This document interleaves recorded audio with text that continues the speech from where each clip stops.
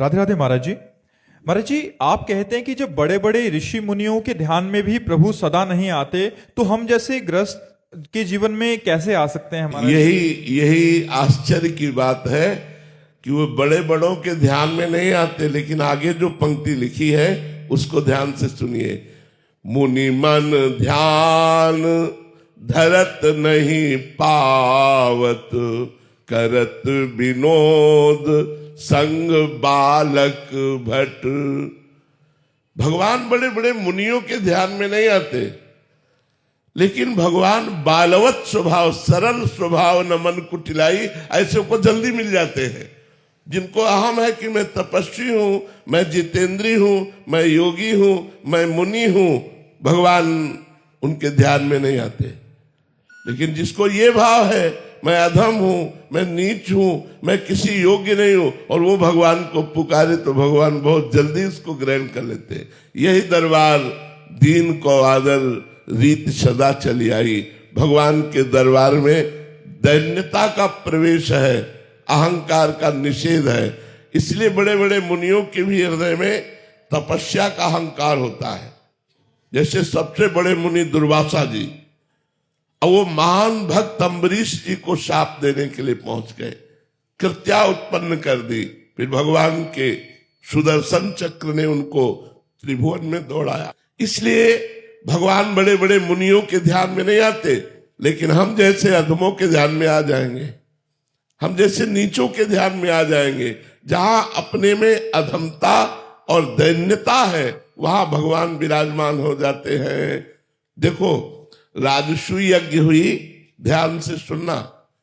राजसूय यज्ञ में एक शंख रखा गया था कि जिस समय यज्ञ की पूर्णता होगी तो शंख अपने आप बज जाएगा।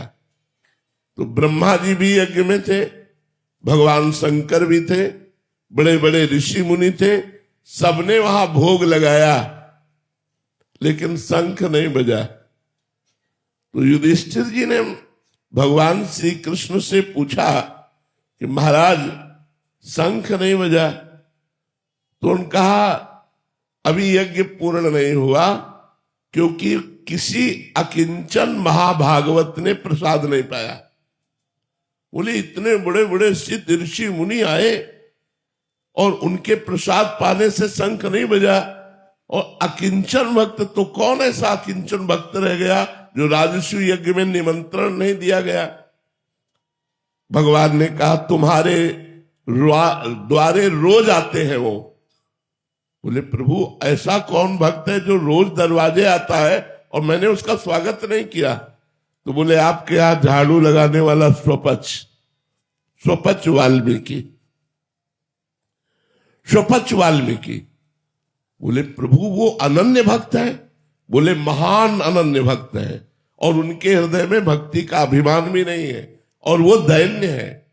अर्जुन और भीमसेन को भेजा, जाओ उनके घर और उनको निमंत्रण देके बुलाओ और रसोई तैयार करें द्रौपदी, और जब उनको सम्मान से पवाओगे तब यज्ञ पूर्ण होगा। तो स्वपच वाल्मीकि के यहां जब अर्जुन और भीम जी गए तो वो रो रहे थे भगवान का नाम जप करते हुए, हा कृष्ण हा कृष्ण।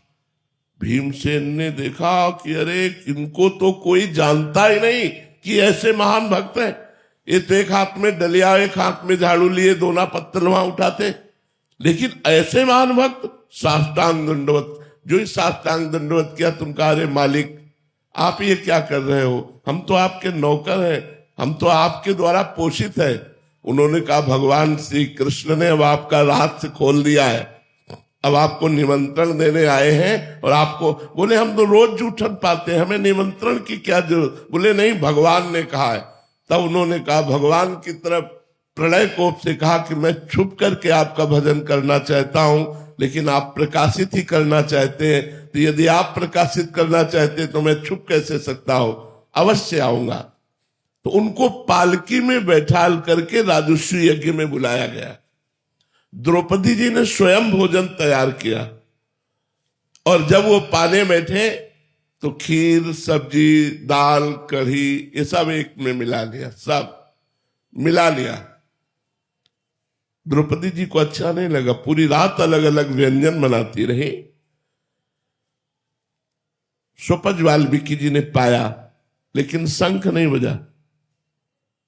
युधिष्ठिर जी ने कहा, महाराज आप तो कह रहे थे अकिंचन महाभागवत स्वपच जी जब पालेंगे तो शंख बज जाएगा। बोले शंख तो बज जाएगा, लेकिन अपराध हो गया, इनके प्रति किसी ने अपराध कर दिया, इसलिए शंख नहीं बजा। किसने किया?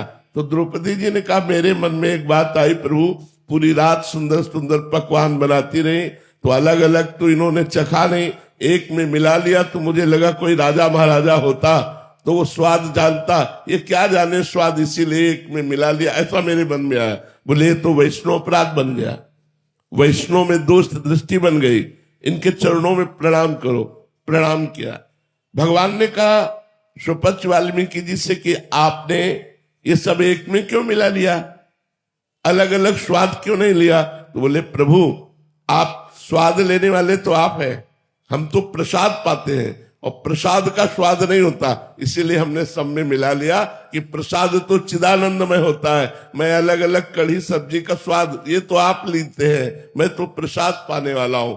जे ही द्रौपदी जी ने प्रणाम किया, बड़ी जोर से शंख गर्जना होने लगी, पूर्णता हो गई। तो हम ये बताना चाहते हैं कि जहां दैन्य है, जहां अकिंचनता है, जहां अहंकार नहीं है, वहां भगवान हृदय में प्रकाशित होते हैं। अगर अपनी तपस्या का भी अहंकार है तो चाहे जितना ध्यान लगा लो, भगवान ध्यान में आने वाले नहीं। बात यहाँ ये है। और अगर ऋषि मुनि संतों को भगवान ना मिलते हो तो वो जीते किसके सहारे हैं? उनका जीवन का मतलब क्या रह गया? मिलते हैं, लेकिन जब तक अहंकार होता है साधना का, तब तक भगवान ध्यान में नहीं आते।